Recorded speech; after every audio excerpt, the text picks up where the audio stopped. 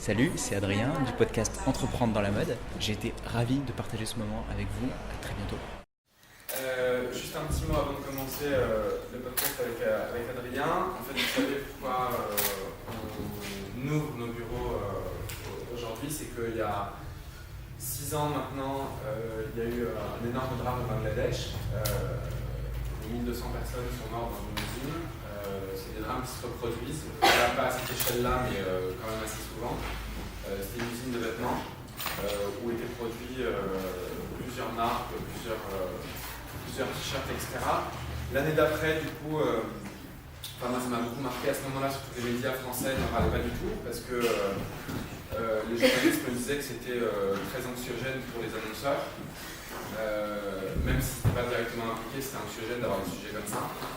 Et du coup, ça a créé un mouvement qui s'appelle Fashion Revolution, où l'année d'après, on a réuni plein de gens qui pensaient la même chose, et on a commencé à faire un peu de bruit à Paris, à Londres, à Berlin, à São Paulo, un peu partout dans le monde.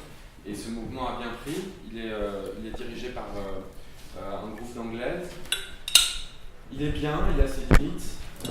C'est bien de parler une fois par an.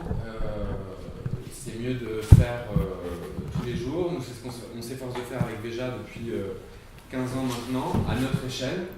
On révolutionne rien. On n'est pas là pour changer le monde, mais pour essayer de faire différemment et proposer une alternative crédible, réaliste, et réelle en tout cas. Et du coup, les Anglais nous ont demandé il y a 2 ans d'ouvrir nos bureaux. C'est vrai qu'on a beaucoup de demandes, beaucoup de mails qui arrivent d'étudiants qui font des thèses, des mémoires, des études, des exposés, etc. sur Veja. On n'a pas du tout le temps. Marine, Salomé et leur équipe, elles sont 4, elles n'ont pas du tout le temps de répondre à tout le monde, parce qu'on reçoit, 10 mails, 15 mails, 20 mails par jour du monde entier. Et du coup, on a décidé de faire cet événement. Alors, bien sûr, c'est à Paris, on peut le faire partout dans le monde, de faire cet événement, c'est-à-dire d'ouvrir, d'inviter plein de gens. Aujourd'hui, il y a une dizaine d'intervenants qui viennent expliquer ce qu'ils font, souvent des gens qui commencent. Et on a décidé d'ouvrir et de faire quelque chose pour parler de Veja, pour ouvrir nos bureaux, pour qu'il y ait des rencontres qui se fassent. Il y en a eu plein l'année dernière. Il y a eu, je crois, 300, 400, 500 personnes à Bastille, dans nos autres bureaux à Paris. Il y avait beaucoup trop de monde, c'est-à-dire que c'était blindé, tous les étages étaient blindés, c'était le bordel partout. Mais c'était super sympa, et pour l'équipe, et pour toutes celles et ceux qu'on a rencontrés l'année dernière. Et en fait, ça crée des connexions importantes pour le futur. Ça peut être des jeunes qui veulent faire des stages, ça peut être des étudiants, ça peut être des créateurs d'entreprises, ça peut être des consultants, ça peut être plein de types de personnes avec qui on connecte et on se rencontre et on trouve ça sympa. Et avec Adrien, ça fait je crois un peu longtemps qu'on parle de faire un podcast, et on trouve que c'était cool de le faire aujourd'hui. Donc on verra si c'est cool, on verra si c'est chiant à mourir. Je compte sur toi, en tout cas. Je vais essayer. Juste si tout le monde peut penser à bien mettre son portable sur silencieux, oui, pour éviter qu'il y ait des sonneries en plein milieu du podcast. C'est cool. Et je trouve ça vraiment incroyable à chaque fois, parce que c'est souvent le cas sur ces sujets-là, donc j'imagine que le monde changera grâce aux femmes. Donc merci d'être là. Et donc moi, grosso modo, j'ai créé ce podcast il y a 1 an et demi parce que je voulais entreprendre dans la mode, et que j'ai décidé d'aller rencontrer mes héros, en tout cas les gens qui avaient démarré un business dans la mode et qui avaient réussi ou moins bien réussi, pour comprendre comment c'était pris. Et aussi, je suis designer, je fais des sacs à main. Et voilà. Et donc aujourd'hui, ça faisait longtemps que je voulais t'interviewer, et je suis hyper content d'avoir l'opportunité de le faire en public. Donc voilà, on va commencer. Donc juste pour on va faire un petit test micro quand même. Enfin non, c'est bon. Ouais, ça marche. Je t'entends. Ouais, je t'entends. Très très bien. Donc bonjour à toutes et à tous. Bienvenue dans Entreprendre dans la mode. Je suis aujourd'hui avec Sébastien Koch. Et juste pour introduire un petit peu l'événement, Donc c'est le cofondateur de Veja et du centre commercial. C'est un épisode qui est enregistré en public lors de l'Open Studio de Veja dans le cadre de la Fashion Revolution Week et qui a pour objectif de contribuer au mouvement global Fashion Revolution et honorer les mémoires des victimes du Rana Plaza, comme Sébastien nous le disait en off en tout début d'interview. Donc bonjour Sébastien. Salut Adrien. Merci de me recevoir. Pour tous ceux qui ne te connaîtraient pas, en tout cas les gens, les auditeurs, parce que tu t'es déjà présenté une fois, mais est-ce que tu pourrais quand même te représenter et reprendre un petit peu ton parcours rapidement et nous expliquer d'où tu viens, comment tu as démarré Veja, la genèse du projet, pour vraiment recontextualiser tout le monde. Je m'appelle Sébastien, j'ai 40 ans. Je suis le papa de deux petits garçons et le beau papa de deux ados qui sont géniaux. Je suis très amoureux d'une famille qui s'appelle Titri et j'ai monté une entreprise, une marque qui s'appelle Veja avec mon meilleur ami Guilain. On se connaît depuis qu'on a 14 ans. On a fait plein de choses ensemble, aussi bien des bêtises que des trucs chouettes. Et ça fait depuis 2004 qu'on a créé Veja, depuis 2005 qu'on a lancé Veja. Donc on vit et on grandit et on vieillit main dans la main avec Guilain. C'est mon meilleur ami. Il est pas là aujourd'hui parce qu'on n'aime pas trop faire les trucs tous les deux, mais c'est quelqu'un d'extraordinaire. Et donc voilà, tu veux savoir quoi sur... Moi j'ai envie de savoir, alors j'ai écouté d'autres podcasts, donc je sais un petit peu, je connais ton parcours, mais pour ceux qui n'ont pas eu la chance d'écouter ces autres podcasts et qui ne te connaîtraient pas, c'est comprendre, tu as fait quoi comme études? Je sais que tu as commencé dans la finance, dans la banque, chez Morgan Stanley aux États-Unis. Raconte-nous un peu tout cet épisode et puis après, je sais que tu as fait du consulting pour des grosses boîtes pour aller voir l'envers du décor de ce qu'ils racontaient. Et explique-nous le démarrage de Veja et pourquoi se lancer dans la basket, comment vous y êtes pris, etc. En fait, avec Guilain, donc on se connaît depuis qu'on a 14 ans, on était au lycée ensemble. On a fait tous les deux de plutôt longues études d'économie, de sciences politiques. Enfin, on a fait pas mal de choses dans nos études. Après, on a poussé en économie. Ça, c'était à l'orée des années 2000 et on finit nos études en 2001, tous les deux. On se dirige, c'est l'époque d'Internet, c'est l'époque de la première folie Internet, l'avènement de Google, Facebook n'existe pas encore, mais c'est la première vague Internet. On est passionné de plein de choses, on monte plein de projets quand on est étudiant tous les deux. Et on décide parce que c'est la facilité, parce que c'est la voie réelle. Moi je suis entre Internet et la finance. Je bosse dans pas mal de startups et on décide tous les deux, un peu par hasard, d'essayer la banque d'affaires. Parce que c'est à l'époque c'est la voie royale, les meilleurs vont là-bas, etc. Donc un peu bêtement, alors qu'on n'est pas du tout là-dedans, alors qu'on lit beaucoup de philosophie et qu'on lit beaucoup d'auteurs altermondialistes, on va là-dedans. Donc on se rend vite compte que ça va pas être notre truc, qu'on n'a pas du tout envie d'avoir cette vie-là, de devenir banquier. On voit aussi les rouages, c'est-à-dire de l'autre côté, on voit les rouages de la finance mondiale à notre petite échelle, on a 23 ans, 24 ans, mais on décide que ça ne sera pas notre vie. On voit que ce système est fragile, qu'il va nulle part, qu'il y a beaucoup de cynisme, beaucoup de déconnexion réelle, beaucoup trop d'argent aussi. Et du coup, on décide de tout lâcher ensemble et de monter un projet qui s'appelait Juste Planète. Et on voit qu'en 2001, 2002, 2003, les entreprises commencent à parler de développement durable. Elles commencent à parler d'écologie, elles commencent à parler de ces choses-là. Et nous, on a une vision qui est de dire, en fait, les États ont perdu, les citoyennes et les citoyens ont perdu, les entreprises ont gagné, les multinationales ont gagné. Donc, vers quel monde on se dirige? Si les multinationales ont gagné, si l'économie assez cynique a gagné, vers quel monde on va se diriger? Mais comment t'expliques cette prise de conscience si tôt? Parce qu'aujourd'hui, je pense que quand on a 25-30 ans, on pense tous comme ça, mais il y a 12 ans en arrière, même C'était 20 ans presque. Peut-être 20 ans en arrière, ça paraît assez fou. Ouais, il y a quand même déjà des gens qui pensaient comme ça. Il y avait un auteur qui s'appelle Noam Chomsky, il y avait Naomi Klein qui venait de sortir No Logo en 97 ou 98. Il y avait Michael Moore qui faisait ses premiers documentaires. C'était peut-être très caché, mais pour des gens qui s'intéressaient, c'était accessible. Pour des jeunes de 18-20 ans qui s'intéressaient, c'était accessible.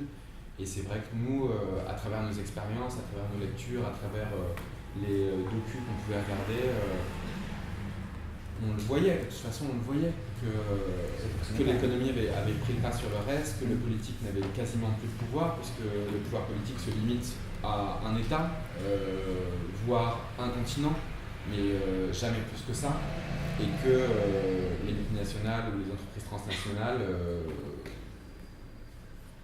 impactent la planète entière, que ce soit d'un point de vue économique, social, environnemental. Et du coup on se dit, voilà, est-ce qu'on va être les petites fourmis de ce système-là? Est-ce qu'on va contribuer à ce système-là de cette façon-là, en finançant, etc. Et un peu pourquoi? Pour une vision de la croissance, mais la croissance pour quoi faire? La croissance vers où? Et on est très utopiste, c'est sûr, mais on a envie de faire quelque chose d'autre. Donc on va voir les entreprises et on leur dit, voilà, vous parlez super bien de développement durable dans vos conférences à New York et à Paris. Nous, on va voir sur le terrain, voir réellement ce que vous faites et essayer de comprendre ce que vous faites sur le terrain. Donc on va analyser les relations tripartites entre entreprises, ONG et population locale, et on va le faire en Afrique du Sud, au Brésil, en Inde, au Vietnam. Partout où vous avez des projets, on ira et on analysera et on vous donnera un feedback pour un prix qui est celui du défraiement des billets d'avion et des hôtels à entre 5 et 15 euros la nuit, donc pour un prix pour rien. Donc les femmes et les mecs qui nous recevaient se disaient, bon, ils ont l'air sympas, ils ont l'air de savoir de quoi ils parlent, c'est pas cher du tout. Donc on est parti, on a bossé pour 10 boîtes partout dans le monde pendant 10 entreprises assez grandes, hein. Accor, EDF, Carrefour, Lafarge. On a bossé un peu partout dans le monde. Dans la mode aussi pas? Ouais, il y avait PPR, donc Kering aujourd'hui. Et c'est vrai que c'est ce travail pour PPR qui nous a beaucoup changé. On s'est retrouvé on dit sur le site déjà, hein, on s'est retrouvé dans une usine chinoise. Et c'est vrai que cette semaine-là a changé nos vies, c'est-à-dire qu'on s'est retrouvé dans une usine chinoise où c'était beaucoup des femmes qui fabriquaient des vêtements. On a vu combien elles étaient payées, on a vu où elles étaient logées, on a vu l'envers du décor de la mondialisation. Et on s'est dit, est-ce que c'est le monde qu'on va défendre? Est-ce que c'est le monde dans lequel on veut vivre? Est-ce que si les gens voyaient ça, les consommateurs voyaient ça, le grand public voyait ça, est-ce qu'on ne dirait pas qu'il y a un problème? Donc on voit ça en 2003. Et c'est vrai que c'est ça aussi qui crée déjà, où on se dit, est-ce qu'on va... Il y a toutes les grosses boîtes qui voulaient nous employer, enfin toutes non, mais 3-4 qui voulaient nous embaucher. On leur a dit, très franchement, entre vos discours et la réalité, il y a 5 mondes. On a été super déçus de ce qu'on a vu sur le terrain par rapport au discours qu'on entendait avant. Travailler pour vous, ça serait faire de la communication et dire que tout va bien, alors qu'il y a encore, il n'y a même pas 1% du chemin de faire. Donc on s'est dit, autant apprendre de nos mésaventures, autant apprendre de ce qui ne va pas, et autant essayer de créer quelque chose ex nihilo qui soit complètement différent.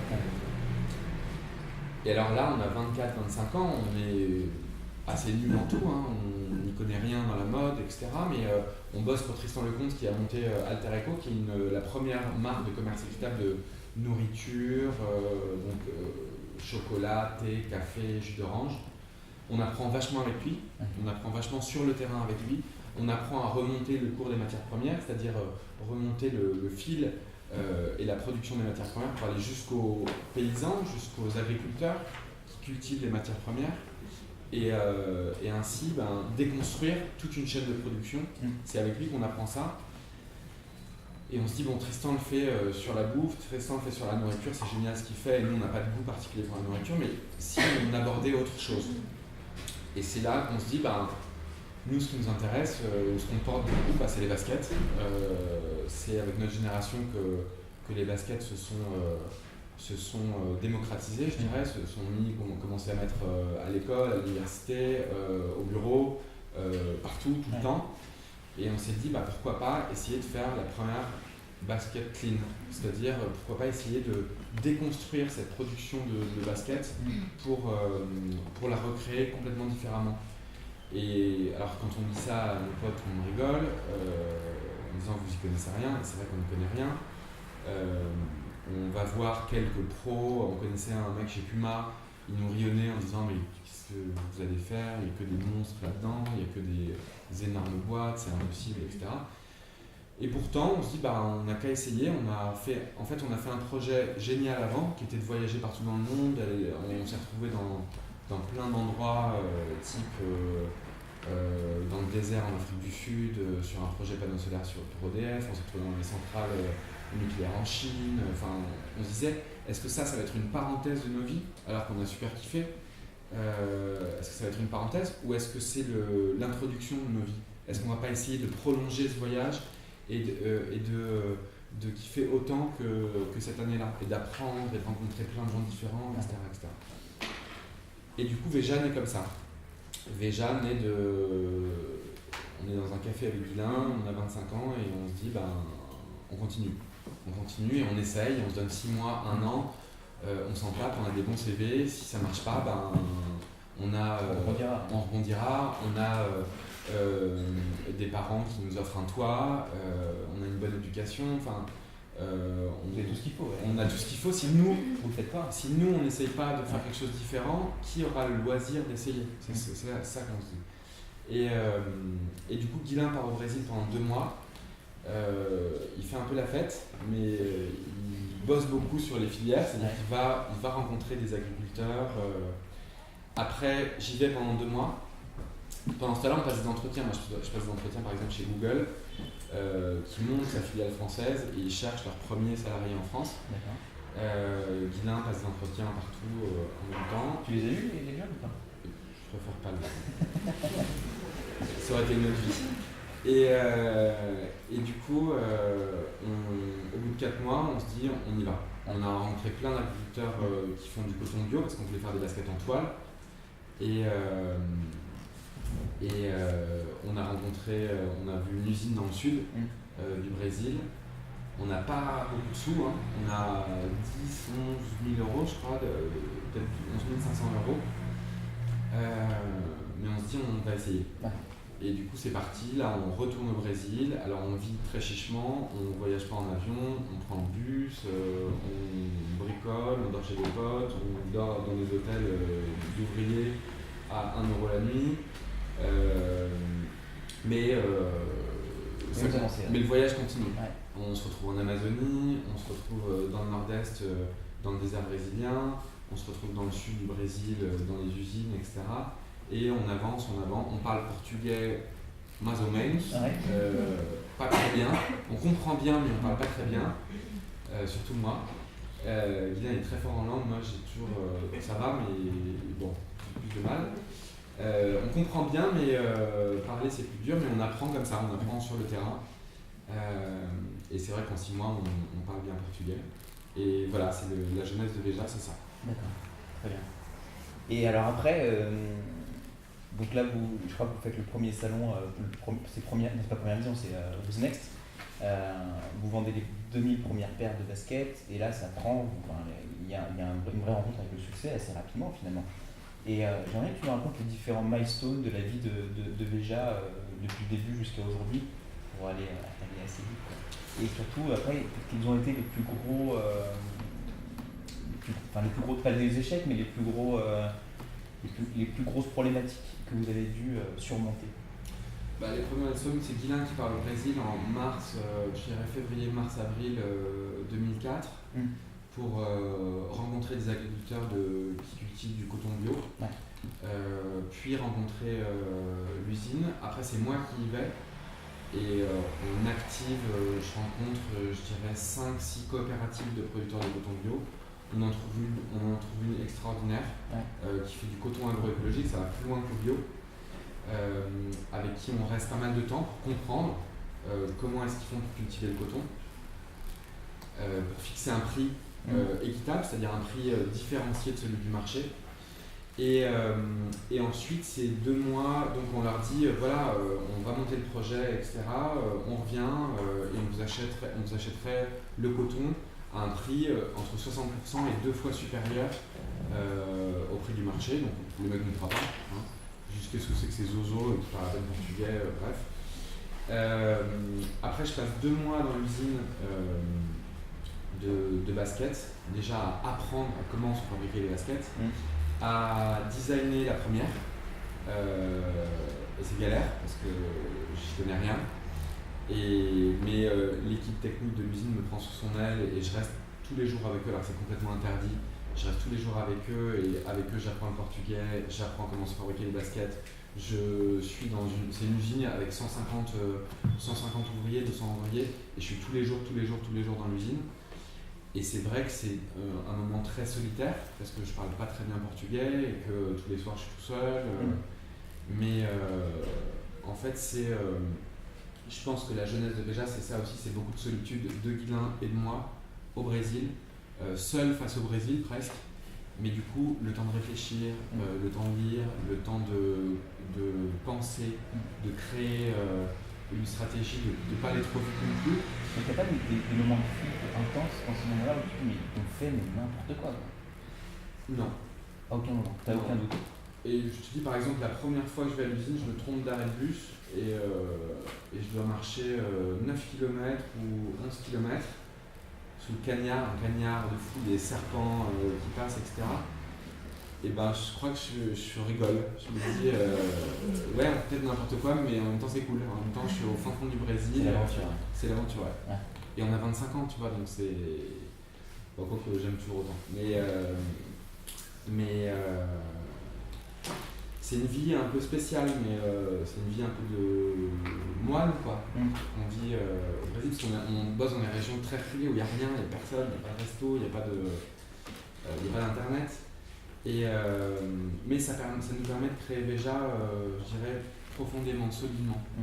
Et du coup, je reviens, on a vu le Who's Next, qui est un salon de mode très important.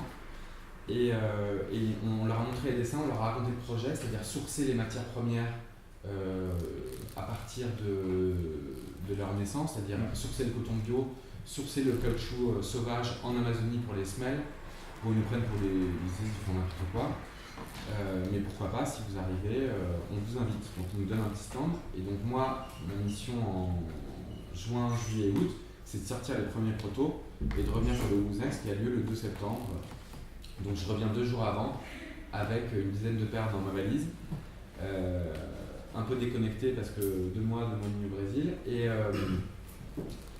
et on s'installe au Who's Next. Et notre premier rapport avec la mode, ça a été le Who's Next commence à 9h et à 9h-5, il y a la directrice du Who's Next qui est sur le stand en train de nous hurler dessus parce qu'on a mis de la musique, on avait rapporté, on faisait n'importe quoi. On avait rapporté, je sais pas combien, peut-être 1 tonne de sable qu'on avait éparpillé partout pour faire genre un peu Brésil, etc.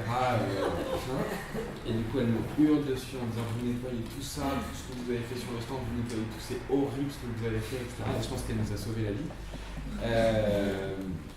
Et nous, on était là, oui madame, bien madame, oui madame, bien madame. Julie, si tu m'entends, une petite dédicace. Et voilà, notre premier contact avec la mode, c'est une femme très belle avec des grosses lunettes en train de nous hurler dessus. Et le salon commence et c'est vrai que dès le premier jour, le Bon Marché, la Samaritaine, le Citadium, passe sur le stand, trouve les baskets très cool, les commande. Et plein de magasins super qui n'existent plus forcément, indépendants à Paris, à New York, un peu partout dans le monde, ils les commandent. On vend, je crois, 2500 paires en 3 jours sur le salon. Et on sort du salon et on se dit qu'on a échoué. Ah ouais. Parce que nous, notre but c'était de vendre 100 000 paires. On ne savait pas du tout combien de paires acheter une boutique de basket. Mais on sait que la première prod, on doit faire 5 000 paires. Vous n'êtes pas encadré avec des gens de la mode à aucun moment? Non. D'accord.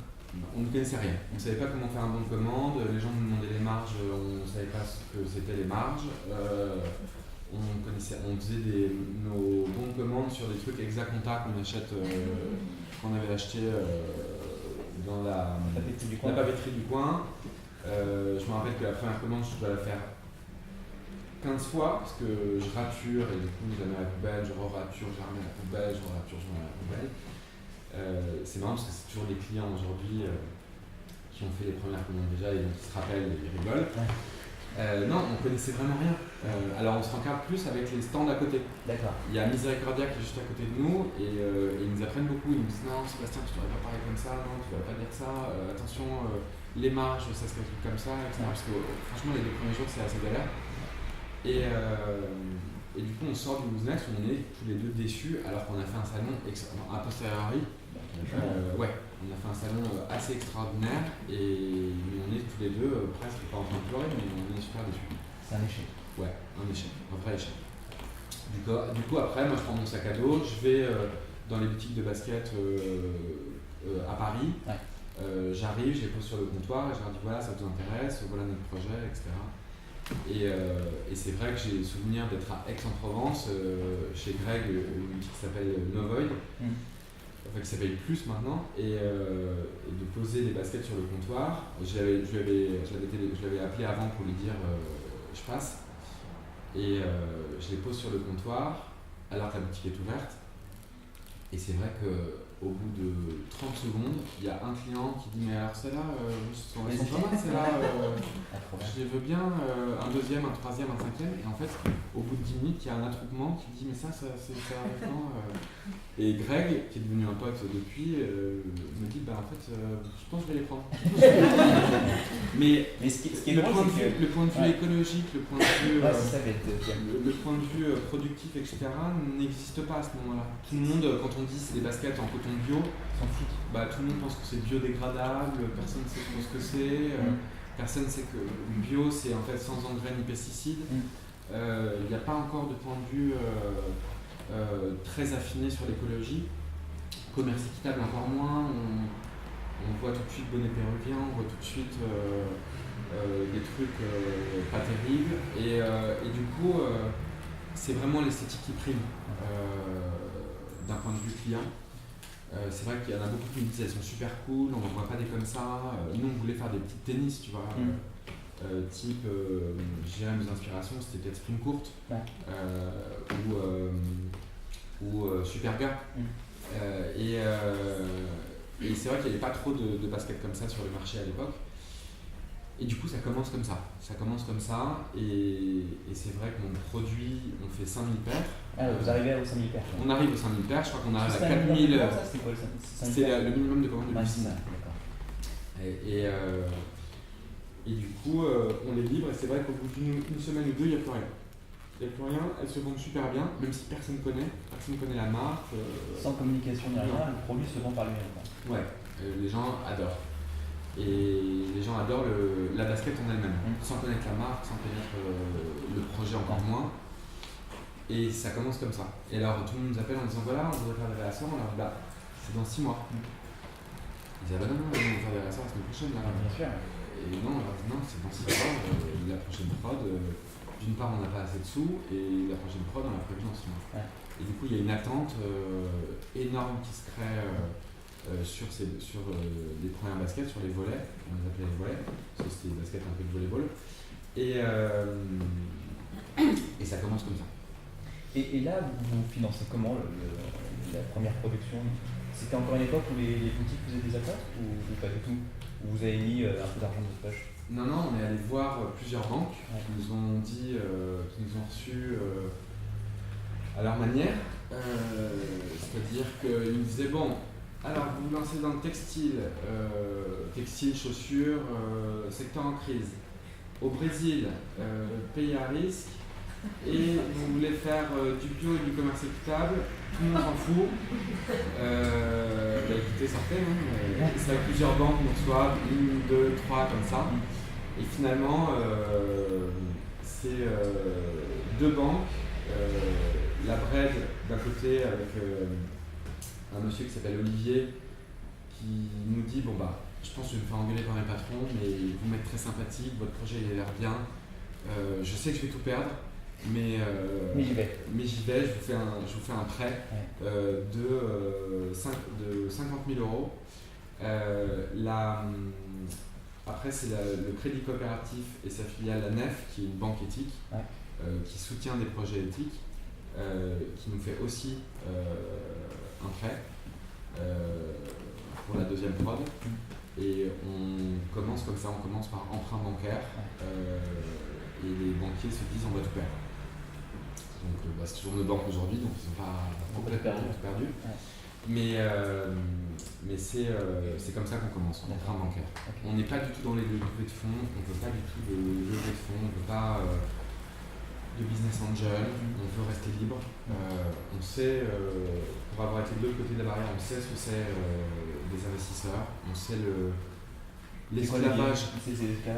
Non, mais c'est dur de dire ça parce qu'il n'y a pas une façon de faire et je pense qu'il y a des super investisseurs aussi, mais il y a un lien finalement financier trop fort avec les investisseurs, il y a une exigence financière trop forte, une exigence de court terme trop forte. C'est-à-dire que souvent les investisseurs ils disent dans 3 ans je suis plus là ou dans 5 ans je suis plus là, mais ça veut dire qu'on fait tout pendant 5 ans et qu'on va chercher la croissance, alors que pour faire grandir un projet, il ne faut pas forcément chercher la croissance. Pour faire grandir un projet, il faut chercher la qualité, il faut chercher les gens, il faut chercher les clients, il faut chercher les meilleures choses pour encadrer ce projet. Et les meilleures personnes. Il y a des fonds evergreen aussi qui sortent pas au bout de 5 ans, etc. Oui, mais si on peut le faire sans, c'est mieux. C'est pas forcément mieux parce que j'ai pas envie de donner de conseils pour les autres. Pour nous, en tout cas pour nous, c'est mieux. Pour nous, on reste libre de faire ce qu'on veut. On reste libre de ne pas être le plus rentable possible parce que les investisseurs nous auraient dit mais attendez, vous produisez au Brésil, c'est 5 à 7 fois plus cher que la Chine. Allez en Chine, tout de suite. Et on fera des baskets bio en Chine. Et on leur dit non, nous les conditions de travail, c'est important. Les conditions de vie des travailleurs, c'est super important, c'est notre projet aussi. Nous, c'est toute la chaîne de production qu'on entend faire évoluer. Alors, je ne dis pas révolutionner, mais évoluer dans le bon sens. C'est-à-dire, il y a des marques qui travaillent en France. On est sûr qu'en France, par exemple, il y a des standards sociaux élevés. Au Brésil, au sud-Brésil, c'est des standards sociaux comparables à l'Europe.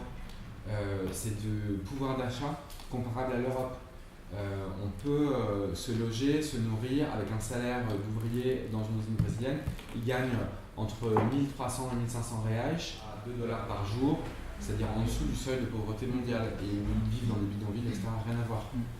Donc nous, notre projet, déjà c'est ça, c'est les matières premières, que ce soit une situation win-win des matières premières jusqu'à la boutique qui les vend. Avec par exemple le stockage de Veja, c'est une association de réinsertion qui s'appelle ASF qui le fait depuis le début et on a grandi avec eux. Aujourd'hui on a commencé sur une petite mezzanine de 25 mètres carrés, aujourd'hui c'est un entrepôt où 2000 mètres carrés ne suffisent plus, où il y a 30 contrats et ça équivaut à je crois 80 temps plein là-bas en insertion, c'est-à-dire des gens qui ont une vie brisée, qui ont eu des problèmes dans la vie d'alcool, drogue, logement, etc. et qui sont réinsérés grâce à ASF, grâce au cadre d'ASF. Nous, c'est ça qu'on veut et on savait qu'avec des fonds et avec des investisseurs, on n'aurait pas eu cette liberté-là, de prendre ces risques-là, de bosser avec des gens qui ne sont pas forcément des professionnels à chaque fois, ou qui ne sont pas les meilleurs professionnels, pas les moins chers professionnels. mais ceux qu'on choisissait et ceux qu'on déterminait pour qu'il y ait plus de justice sociale et environnementale à chaque étape du projet. Et c'est pour ça qu'on a pris goût à cette liberté, et aujourd'hui il y a plein d'investisseurs qui nous contactent tous les jours, plein les plus gros du monde, et qu'on leur dit oui, on pourrait faire grandir Veja 10 fois plus vite, mais est-ce que nous on serait heureux de faire grandir Veja 10 fois plus vite? Pas du tout. Moi j'adore l'équipe qu'on a aujourd'hui, je les vois là, il y en a quelques-unes et quelques-uns dans la salle. J'adore travailler avec eux tous les jours, je pense qu'on est bien en tant qu'équipe. Nous, ce qu'on se dit avec Guilin, c'est qu'on adore voir grandir chaque personne de l'équipe. Et du coup, c'est ça qu'on aime. Et oui, Veja pourrait être 10 fois plus grand, mais pourquoi? À quoi ça servirait? Si on est très bien comme ça, on est déjà dans une croissance assez forte. On n'a pas envie de passer... aujourd'hui, on est 110, 120 dans Veja, on n'a pas envie d'être 1000 demain. Ça nous gonfle. On préfère qu'il y ait plein d'autres Veja qui se créent, plein d'autres marques avec la même philosophie, ou qui peut être un peu différente. Il y a plein de choses à faire différemment. On préfère 1000 Veja pour demain plutôt qu'un gros. On préfère, et on pense que le futur sera comme ça d'ailleurs. C'est plein de petits. Ouais, plutôt des énormes qui finalement deviennent des monstres sans tête, parce que trop d'investisseurs, trop d'argent, plus personne ne décide et tout le monde fait n'importe quoi. Et on le voit bien aujourd'hui. On le voit bien dans la rue en France avec les gilets jaunes. On voit bien qu'il y a des problèmes sociaux, économiques, d'inégalité sociale qui vont de mal en pis et qui sont liés au système. Ouais, qui sont liés à ce système-là complètement. D'accord. Qu'il faudrait réinventer beaucoup plus rapidement, que ce soit d'un point de vue social ou d'un point de vue écologique. Nous, on croit à ça. Après, on a juste envie de rester à notre place et de faire à notre petite échelle et de montrer que un exemple ou un chemin différent est possible. Mais là, en même temps, on est quand même dans une urgence assez intense. Est-ce que, alors chaque fois, tu ne veux absolument pas donner des leçons et que tu veux vraiment convaincre par l'exemple, mais est-ce qu'il y a un moment, il ne faudrait pas prendre le taureau par les cornes et vraiment être un peu plus activiste et un peu plus, pas agressif, mais un peu plus rentre dedans, quoi? Moi, tous ceux qui me parlent de l'urgence, je m'en méfie comme de la peste. Tous ceux qui te parlent de l'urgence, c'est souvent la génération de dessus qui a fait n'importe quoi pendant longtemps et qui aujourd'hui te dit urgence. J'aime pas être méchant, mais des gens comme Nicolas Hulot, je suis désolé, ça fait 30 ans qu'il parle d'urgence. Qu'est-ce qu'il fait depuis 30 ans à part vendre des shampoings pour L'Oréal avec sa marque qui est bourrée de parabènes. L'urgence, elle est là, mais est-ce qu'il faut réagir face à l'urgence ou est-ce qu'il faut agir de façon raisonnée, de façon long terme? L'urgence est toujours mauvaise conseillère, je crois. L'urgence, ça donne les politiques qu'on a aujourd'hui, l'urgence, ça donne le capitalisme qu'on a aujourd'hui, et je ne crois pas que ça soit une bonne vision. Une bonne vision, c'est une vision qui se place à 10 ans, à 20 ans, à 30 ans. Réagir face à l'urgence, pour moi, c'est faire des conneries. Donc du coup, il faut plutôt se poser, s'arrêter, réfléchir et bosser sur le long terme. Nous, c'est notre manière. Après, j'ai pas de leçons à donner aux autres. Ils font ce qu'ils veulent. Ils agissent comme ils veulent. Ils auront sans doute un sourire un peu narquois de ma part, mais les politiques qu'on a aujourd'hui et la façon de faire le show non-stop, pour moi, c'est déjà du passé. J'ai l'impression de vivre dans le passé. J'ai l'impression aujourd'hui qu'on vit à l'époque de Valéry Giscard d'Estaing. Et je crois qu'il y a beaucoup à faire. Après, oui, il y a des urgences. Il y a Bolsonaro au Brésil, il y a Trump aux US. C'est vrai que c'est pas très encourageant, mais ça, je crois toujours à l'équilibre des forces. Et je crois toujours que s'il y a Bolsonaro et Trump d'un côté, ça va créer plein d'activistes de l'autre. D'ailleurs, les mouvements d'équité, les mouvements féministes n'ont jamais été aussi forts qu'aujourd'hui, n'ont jamais été aussi forts que depuis que Trump a accédé à la présidence US. Donc je suis assez confiant parce que je crois que chacun se rend compte aujourd'hui que sa voix peut porter, que des combats peuvent porter très vite, très loin, très fort, et qu'on a la chance de vivre à une époque où l'information va beaucoup plus vite. Donc on se rend compte qu'on peut avoir beaucoup d'impact même en restant petit. Et ça, j'y crois beaucoup. D'essayer de grandir tranquillement, d'essayer de faire grandir ces projets tranquillement, plutôt que d'essayer tout de suite d'avoir un impact énorme. Tout le monde parle de scalability, c'est un mot. Si quelqu'un le dit dans une salle, je sors, je m'en vais, ça me saoule. Le truc de vouloir grandir, mais pourquoi vouloir grandir? Pourquoi vouloir être gros? Pourquoi essayer de ne pas faire les choses bien, step by step? Et c'est un peu ce qu'on nous rabâche comme à longueur de journée, et je trouve que on est encore même une génération, tu vois, avec, on va pas citer des gens, mais en tout cas la scalabilité, la croissance, le profil, l'ultra-croissance hyper rapide, les levées de fonds incroyables, c'est encore mis sur un piédestal et sur un hôtel sur l'hôtel de la réussite. Comment on peut prendre le contre-pied de ça, à part en agissant à son niveau? Comment on peut faire en sorte que ce système ne soit plus glorifié? En se posant des questions et en essayant d'y participer le moins possible. Je ne vais pas donner d'exemple, je ne vais pas faire de coming out business, mais j'ai plein d'entrepreneurs autour de moi qui pleurent en me disant putain, j'ai levé des fonds, c'est dur quoi, c'est horrible, ils sont horribles avec moi. Et devant tout le monde, ils disent c'est génial, c'est super, etc.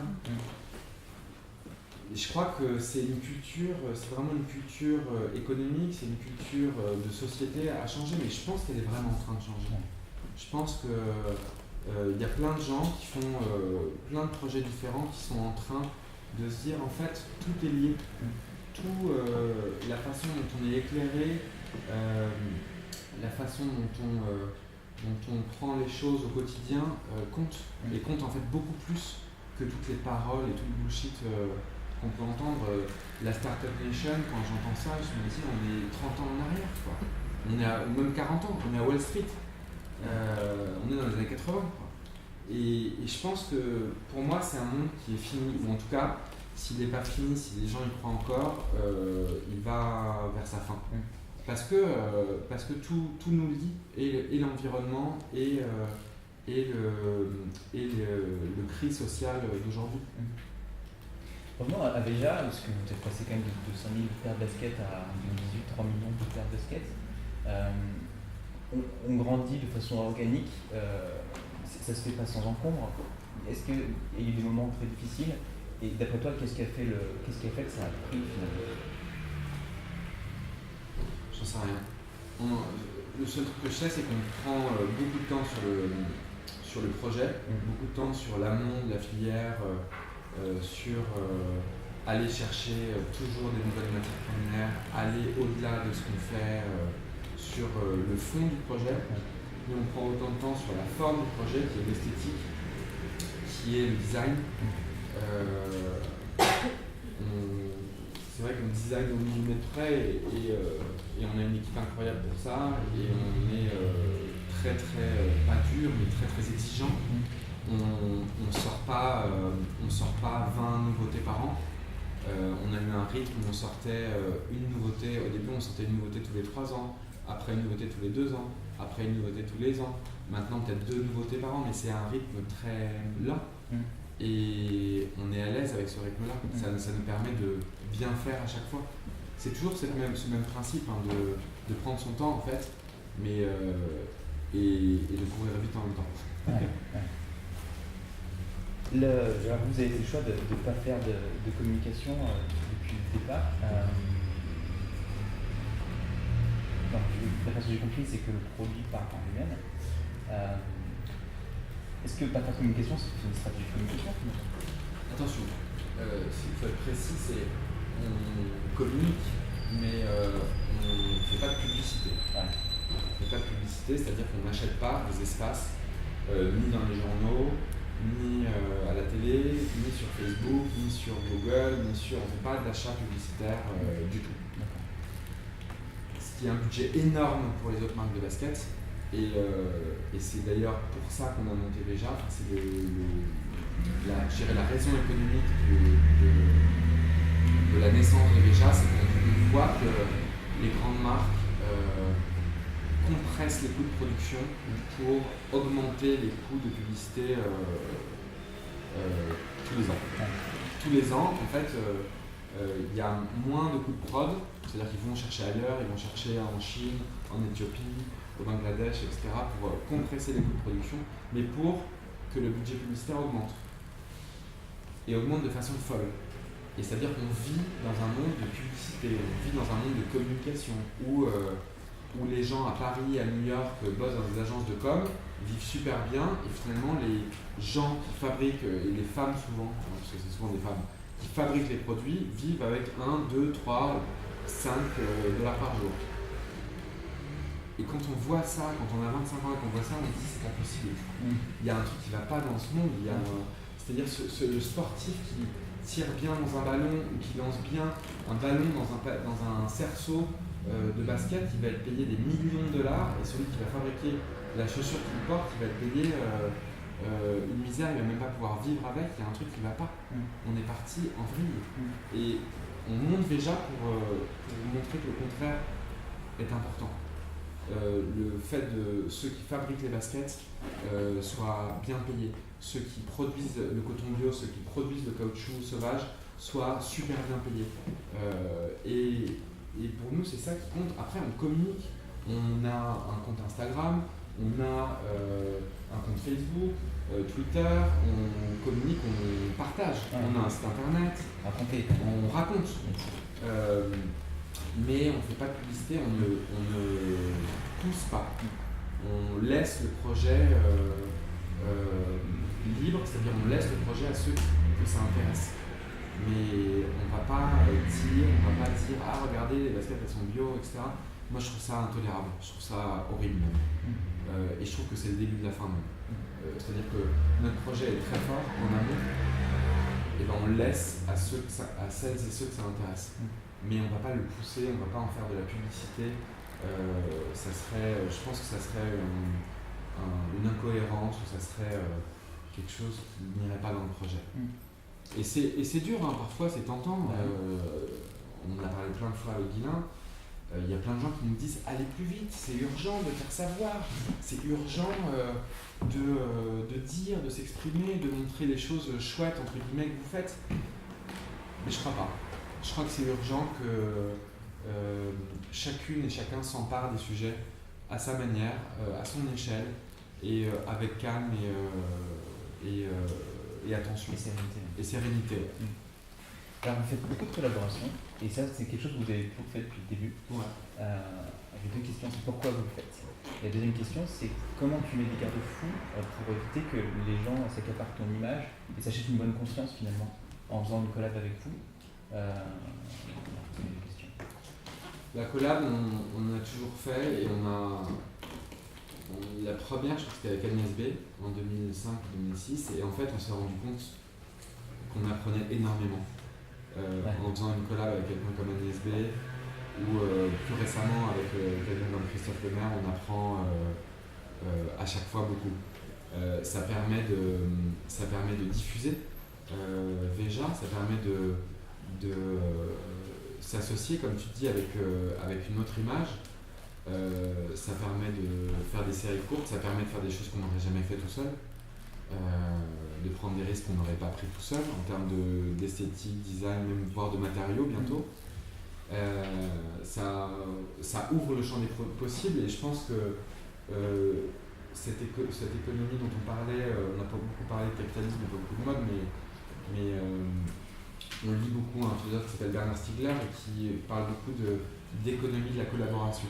C'est pas juste de la collaboration marque fois marque, c'est collaboration en tout et pour tout, et avec tout le monde. Et on pense que cette économie a une chance de voir le jour, soit choisie, soit forcée. C'est-à-dire que quand il n'y aura plus assez de pétrole, on sera obligé de faire du covoiturage. C'est un peu schématique, mais on croit beaucoup que ça va être comme ça. Et du coup, on l'a dans le projet depuis le début, à la fois avec Veja et toutes les collaborations qu'on a pu faire avec des gens à chaque fois complètement différents, ou avec centre commercial, qui est un lieu qu'on a ouvert pour ça, pour catapulter des nouvelles marques qu'on jugeait être transparentes, qu'on jugeait être différentes, etc. Différentes de Veja certes, mais aussi différentes de ce qu'on peut trouver ailleurs, que ce soit bio, que ce soit made in France, que ce soit made in England, etc. On a monté centre commercial en 2010, tout le monde nous promettait l'enfer, et finalement c'est un endroit génial qui est une espèce de hub pour catapulter des nouveaux projets. Et des marques anciennes aussi. La marque que tu portes comme au pied, qui s'appelle Paraboot. Voilà, on était un des seuls clients en 2010 à avoir, ou 2011 à avoir Paraboot en magasin, et elle est revenue à la mode. On a l'assistance Fanny qui bosse, qui est une des fondatrices de la botte Guardian, qui est une marque génialissime qui fait des bottes en France, dans un atelier dans le sud de la France. Et une marque incroyable, ça nous permet sans commercial, ça nous a permis de rencontrer ces gens-là, et ils ne savent pas à quel point ils nous ont appris. On a appris d'eux, et ça permet de mélanger les gens, de mélanger écologie et mode, etc. Enfin, c'est un lieu qui nous est cher. Et la deuxième question, comment tu mets des garde-fous pour éviter que les gens s'achètent une bonne conscience? Alors, j'ai l'impression que vous faites quand même des collaborations avec des gens qui n'ont pas grand-chose à se reprocher pour l'instant. Pas grand chose à se reprocher tout le monde, hein. Nous on a plein de choses à se reprocher, parfait. Mais non, on fait des collaborations, c'est surtout une rencontre humaine avant tout. C'est tout le temps comme ça que ça a fonctionné. C'est surtout des gens qui sont intéressés par Veja, etc. Après, tu veux dire se servir de Veja comme de greenwashing? Non, parce qu'on leur interdit de faire de la publicité, par exemple. Avec ces collaborations, on drive la communication, on leur dit n'en faites pas trop non plus. Et tout le monde a été super respectueux. Enfin, ça s'est toujours super bien passé. Donc, franchement, il n'y a jamais eu de problème avec ça. Et je pense qu'il y a plein de marques qui ont envie de mettre un pied dans la porte, justement, et qui servent de nous aussi comme d'une locomotive pour parler à leurs équipes, et franchement, ça s'est toujours bien passé. Et c'est plutôt... on a fait qu'avec des gens chouettes, et tous les gens pas chouettes, on a essayé plutôt de leur dire... On n'a plus envie. On n'a pas le temps. Finalement, on n'a pas le temps. Alors, vous êtes Bicorp, accrédité Bicorp. Est-ce que tu peux nous expliquer, pour ceux qui ne connaîtraient pas, ce que ça veut dire? Et moi, la question que j'avais, c'était qu'est-ce que ça implique en fait, Bicorp? Est-ce que c'était compliqué? Ça vous a coûté? Explique-nous tout ce processus-là. Bicorp, c'est un label américain qui labellise toute l'entreprise. Donc c'est, je crois, 287 questions et qui vont très loin sur à la fois le social, l'économique, l'environnemental. C'est des questions comme quelle est la durée du congé paternité dans l'entreprise, quelle est la durée du congé maternité. Ça va aussi loin que ça. Enfin, c'est vraiment 287 questions très précises. Nous, Bicorp, le label, on n'en a pas une grande utilité. En revanche, le questionnaire nous a montré là où on était faible. Là, on avait plein de choses sur lesquelles avancer. C'était quoi? Il y en a plein. Il y en a vraiment plein. On a eu, alors tout le monde dit qu'on a eu une bonne note, mais je trouve qu'on a eu une note minable. C'est quoi la note? On a eu 82 sur 200, un truc comme ça. Et tout le monde nous a dit que c'est la meilleure note pour une entreprise qui n'a rien fait pour être Bicorp. C'est-à-dire, tu prends la photo de l'entreprise et nous dit c'est la première fois qu'une entreprise qui arrive à être Bicorp sans avoir rien changé. Mais moi je trouve qu'on a plein de choses à changer sur la gouvernance. Par exemple, aujourd'hui Veja c'est une SARL où on est associé avec Lien à 50-50. Ils nous disent la gouvernance de Veja, elle est nulle, elle est fasciste. C'est-à-dire que c'est deux garçons qui décident tout. Et c'est vrai que ça nous a fait réfléchir. On s'est dit, c'est vrai que quelle est la voix de l'équipe, quelle est la voix des salariés, est-ce qu'on ne pourrait pas changer ça? Qu'est-ce que vous allez faire pour changer ça? On a plein de projets, mais on ne communique jamais sur les choses qui ne sont pas déjà faites. Donc on a plein de choses. Là, il a vachement avancé sur le sujet, il a rencontré plein de gens, etc. Bah, pourquoi pas créer, je peux te dire, l'objectif c'est essayer de créer une gouvernance différente, essayer de créer une type d'entreprise différente en prenant des bonnes choses un peu partout et en faisant une nouvelle recette. Enfin, c'est un sujet qui m'intéresse plus particulièrement. Je vais lire le bouquin Rethinking Organization. Est-ce que tu peux peut-être nous donner 2-3 pistes de qu'est-ce qui peut se faire en fait en termes de gouvernance d'entreprise pour mettre l'eau à la bouche des gens qui nous écouteraient? Guilain serait meilleur que moi là-dessus, mais on en a un peu parlé, donc je partage ce qu'il m'a dit. Et on rencontre, on travaille d'ailleurs avec beaucoup de coopératives. C'est un statut juridique un peu poussiéreux en France. Les coopératives, c'est-à-dire que c'est en gros une femme, un homme, une voix. Et on aimerait bien faire quelque chose d'aussi démocratique mais de beaucoup plus dynamique qu'une coopérative, donc c'est là-dessus qu'on planche, mais j'aime pas parler des choses qui sont pas faites parce que c'est déjà des effets d'annonce et donc je répète, on n'a rien fait. Mais on pense à plus de démocratie, on pense à plus de liberté, on pense à essayer de créer une entreprise dans laquelle on aurait aimé être salarié. C'est ça notre truc depuis le début déjà. De créer l'entreprise dont on aurait rêvé. Trop cool. Il y a des 2-3 buzzwords en ce moment qu'on entend dans le développement durable. Ouais. Attention. Alors, upcycling, circularité aussi, transparence. Transparence, j'ai compris que vous étiez quand même très transparent depuis le début et vous avez bien avancé là-dessus. Sur les sujets de circularité, et notamment, est-ce que vous avez mis en place des choses pour récupérer les baskets en fin de vie, etc. Et sur l'upcycling, est-ce que tu peux nous en parler un petit peu? L'upcycling, on a commencé en 2013-2014. On a intégré un matériau qui est fait à partir de bouteilles plastiques recyclées et qui va très loin. C'est-à-dire que normalement, les matériaux comme ça, c'est 30%, 40% voire un peu moins, de bouteilles plastiques recyclées. Là, on est allé vers un matériau 100%. Donc qui récupérait les bouteilles plastiques à São Paulo, à Rio, dans les grandes villes, et qui on arrivait à en faire un matériau, et maintenant il est présent sur 30%, 40% de baskets. Et c'est un sujet super important de récupérer, de revaloriser. On a un gros projet qui va voir le jour dans un mois ou deux, et je t'en parlerai dans un mois ou deux. On parlera sur le site de Béja. Sur le recyclage des baskets, c'est une vraie nouvelle frontière. Il y a plein d'acteurs qui commencent à bouger, on parle avec eux. Il y a plein de choses à faire, il ne faut pas le faire trop vite encore une fois pour faire des effets d'annonce et finalement faire des systèmes qui ne fonctionnent pas. Donc on est dessus, mais on n'a rien fait. Et ta dernière question, c'était quoi? C'était upcycling et puis circularité. Transparence. C'était les 3 buzzwords du moment. Ouais. On n'est pas très buzzword, mais transparence, ouais, on essaie d'aller très loin. On essaie d'aller très loin en publiant nos comptes, nos tests chimiques. On aimerait bien à terme publier les salaires dans l'entreprise. Après, il y a des trucs de vie privée aussi. Il y a des sujets. Pas faire n'importe quoi, la transparence peut être aussi un fascisme, donc faire gaffe. Voilà, il faut un équilibre dans cette transparence.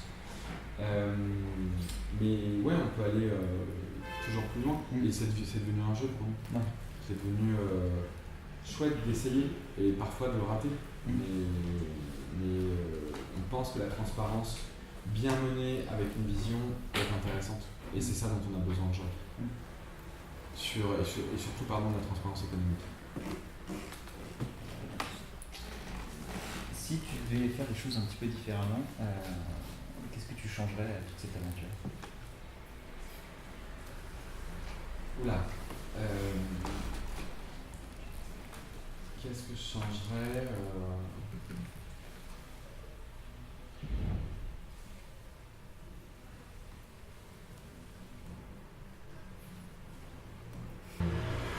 dans les premières années déjà, c'était un peu chien fou, peut-être un peu trop dur,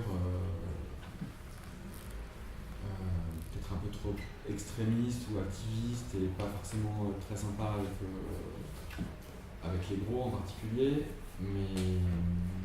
Et c'est vrai que la vie m'a fait me calmer un peu, dans le sens où je prends les choses avec plus de sourire et de philosophie aujourd'hui, même quand c'est du greenwashing éhonté, même quand c'est des choses qui sont pas terribles, je prends les choses avec un peu plus de recul, mais c'est peut-être ça. Après, changer notre trajectoire, notre parcours, nos aventures, ce qu'on a vécu, non, je vois pas trop. Tout a été super chouette et on fait tout pour que tout continue à être chouette pour tout le monde autour de nous. Alors toi, tu es une figure qui inspire beaucoup les gens dans l'industrie. Toi, qu'est-ce qui t'inspire? Tu regardes quoi? Tu regardes qui pour trouver ton inspiration? Tout. Toi. Tout le monde. Comme marin, mes deux beaux-fils qui ont 14 et 16 ans m'inspirent. Les nouvelles musiques, enfin tout, le métro, prendre le métro. Je pense que l'inspiration, elle est partout. Il suffit d'être ouvert, il suffit de regarder, d'être curieux, et d'avoir les oreilles et les yeux grands ouverts. Et je crois que j'ai personne en particulier, tout le monde en général qui est une grande source d'inspiration. C'est un peu une réponse bateau, mais c'est vrai. Ouais. Dernière question que je pose toujours à mes invités, et après on prendra une ou deux questions dans le public. C'est qui souhaiterais-tu entendre dans ce podcast? Sur la mode? Ouais, ça s'appelle Entreprendre dans la mode. Donc ouais, plutôt quelqu'un dans l'industrie. Ça va pas être possible, mais j'aurais bien aimé écouter Jacques Brel. Mais il est mort en 1978, donc non, j'aimerais bien écouter, je pense, plus d'artistes et moins d'entrepreneurs. Des artistes qui auraient un point de vue particulier sur la mode. Tu penses à qui? Je sais pas. PNL? Non, je sais pas, il y a plein d'artistes qui montent des marques et qui ont une vision particulière. On est proche d'Orelsan par exemple, qui a monté sa marque à Vigné, et je pense qu'il a une vision très fraîche parce que pas du tout dans le sérail et pas du tout sur les lignes de chemin de fer un peu traditionnelles. Et ouais, Orelsan est super intéressant, en plus il est vraiment très gentil, adorable et super intelligent. Par exemple, ça me plairait d'écouter. Autre que ses chansons. Ça va. Très bien, merci infiniment en tout cas pour ton temps. On prend juste une ou deux questions. Veja. En brésilien, ils disent veja, mais en français, nous on dit veja. Est-ce qu'il y a des questions?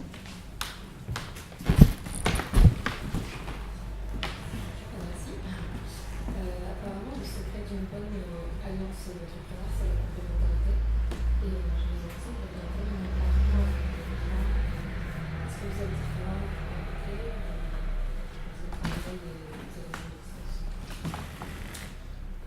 Déjà, on est meilleurs amis et on est un peu comme frères.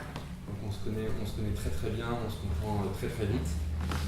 Et après, en termes de complémentarité, c'est sûr qu'on est très complémentaires parce qu'il fait tout ce qui est difficile et moi je fais tout ce qui est facile. Donc c'est quelqu'un de super intelligent qui va très très vite et qui est incroyable. Et c'est lui l'architecte de la filière brésilienne, enfin des filières brésiliennes de coton bio, etc. C'est lui l'architecte de ça. Et c'est, je crois, quelque chose d'extrêmement difficile qu'il a fait. C'est quelqu'un de très doux, très patient, mais aussi qui a un tumulte à l'intérieur de lui incroyable et une énergie vitale incroyable. Tandis que moi, je suis plus Enfin, on est interchangeables tous les deux, mais super différents. Super différents. Ouais, si, lui s'occupe plus de production, finance, et moi je m'occupe plus de design, web, communication, retail. Enfin, on a divisé en gros l'entreprise en deux. Tout ce qui est difficile c'est lui, tout ce qui est facile c'est moi. Donc c'est comme ça qu'on est complémentaires. Très bien. Une autre question peut-être avant de terminer?